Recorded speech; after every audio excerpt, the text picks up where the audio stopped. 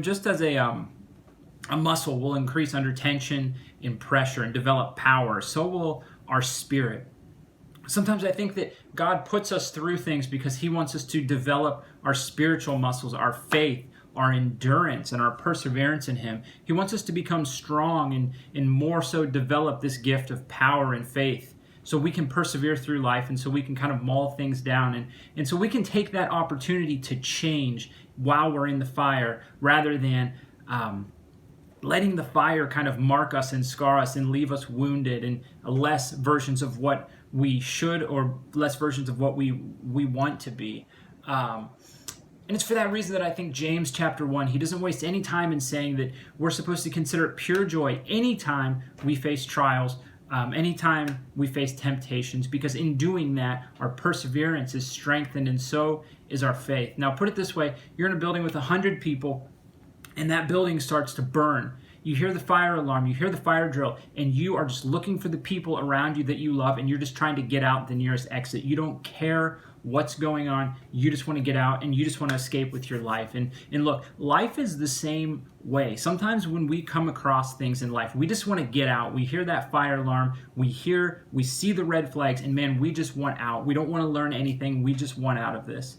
But can I encourage you today that if you're in the middle of a struggle, to persevere through that struggle, and yes, look for a way out, but while you're looking for that way out, consider it pure joy, because in this trial, in this struggle that you are in, there's an opportunity for you to change. There's an opportunity for you to develop more Christ-like qualities. There's an opportunity for your spiritual muscles to grow and to become powerful. Again, so many times when we are in the middle of struggle, we disobey what the Bible tells us to do, what James is saying, and we don't consider it pure joy.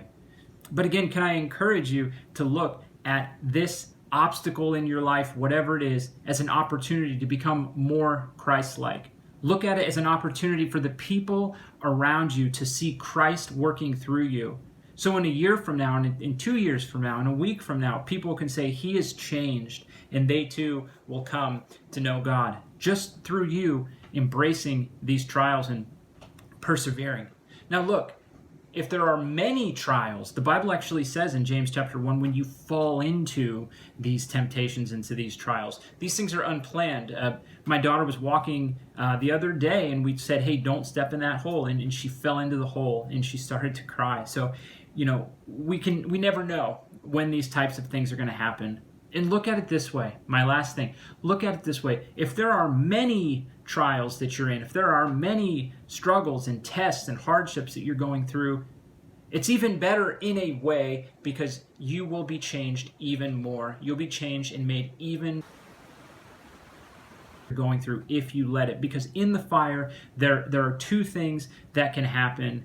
You can learn and you can escape and you can be better from it, or you can let the fire burn you up. So can I encourage you, friend, whatever you're going through today, to keep going, to keep pressing forward, because God has a plan. He wants you to consider it pure joy, not because you're in pain, but because there's an opportunity for you to change and to become more like him.